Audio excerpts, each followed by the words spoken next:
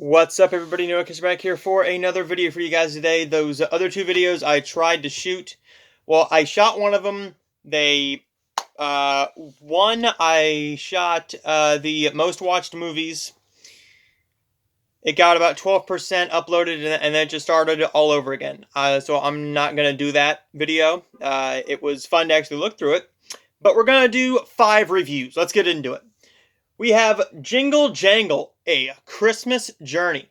An imaginary world comes to life in a holiday tale of an eccentric toy maker, his adventurous granddaughter, and a magical invention that has the power to change their lives forever. This has Madeline Mills, Hugh Bonneville,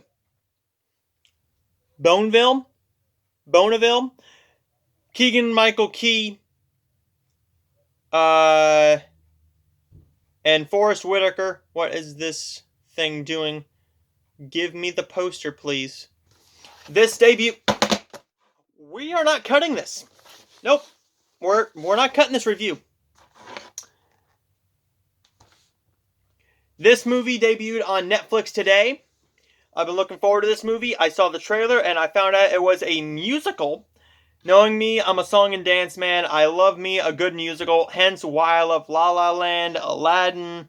The Greatest Showman is probably one of my favorite musicals of all time. It's definitely one of my favorite movies of all time, and I listened to that soundtrack so many times it's not even funny. Love The Greatest Showman. Need to find the Blu-ray though. I own the DVD. Anyways, Jingle Jangle: A Christmas Journey. It's a fun little movie. It's very fun. I thought it was a little overlong, but nothing really too bad in the film. It's perfectly family friendly. It feels like a Nickelodeon movie or a Disney Channel movie that they would have made in the mid 2000s. Once Disney Channel hit the High School Musical, then they really started pumping out the musicals, and now that's all they do is the teenage musicals. This one, it feels like Netflix, but it also feels like Disney and Nickelodeon. It's a perfectly fine family watch with perfectly fine performances, specifically from Keegan-Michael Key, who's having a ball in this role. He's giving it his all. He's having a lot of fun.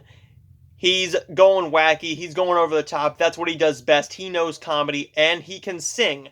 I didn't realize that he could actually sing. Good on you, man. Forrest Whitaker, he's a legend for a reason. He hasn't delivered a bad performance ever. He's been in some bad movies, and some movies that I didn't like. Like, I didn't really like Arrival.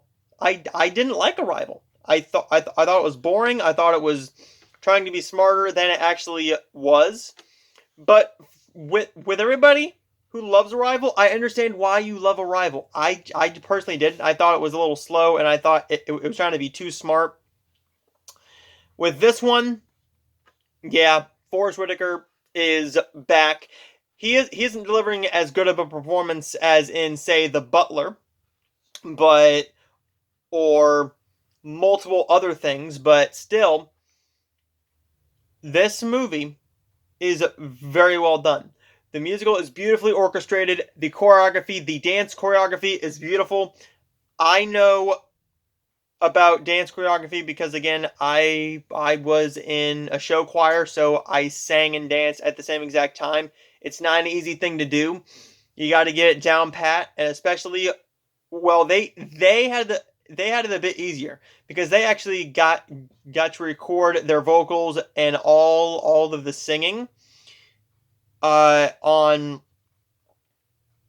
like MP3 recordings, so that they could play them and just mouth the words to it, and then dance while moving. So that, because if you're actually dancing, you're gonna be going like this, and your voice is gonna be going like that if you're not a pro at it. And what we did was we tried to record it. We sounded horrible because our voices didn't mix, and we didn't have a fine enough tuner. We didn't have a good enough editor in the recording bay for it. Jingle Jangle, beautiful songs. I actually love. I love the song that the granddaughter does, and I love the song that Keegan-Michael Key's character gets to sing. Some of the CGI is a little distracting at times, but for a kids movie, I'm just going to let it slide. There's nothing great here, but it's definitely what I was expecting. A perfectly fine family Christmas musical that we don't get a lot of nowadays. I wish we got more family Christmas musicals, but we are going the way of digital, and digital is going to be a lot of lower-ish budget movies, but we need the theaters to get these bigger budget movies. The budget that this thing had really helped it, because if you didn't have a big budget, then the good visual effects that you did have were perfectly just passable. But since the budget with this, yes, good visual effects for the most part.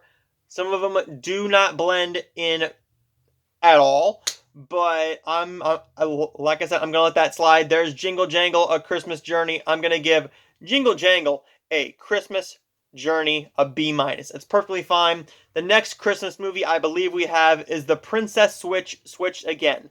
I did review the first Princess Switch. I believe I reviewed that. If not, I am going to rewatch it, and I'm going to look and see if I actually reviewed it. If I didn't, then I will review it. Mild spoiler, I enjoyed it. I, however, did not love Vanessa Hudgens' movie last year called The Night Before, which I did not watch last year. I actually watched it a couple weeks ago. But it's not a bad movie either. We also got Hillbilly Elegy coming out here in a couple weeks. We have tons of other stuff coming your guys' way, as well as 4 Hallmark reviews getting ready for this weekend's movies. I'm not going to be reviewing the Lifetime movies. It's taking too much time up. So I will see you guys in those videos up next.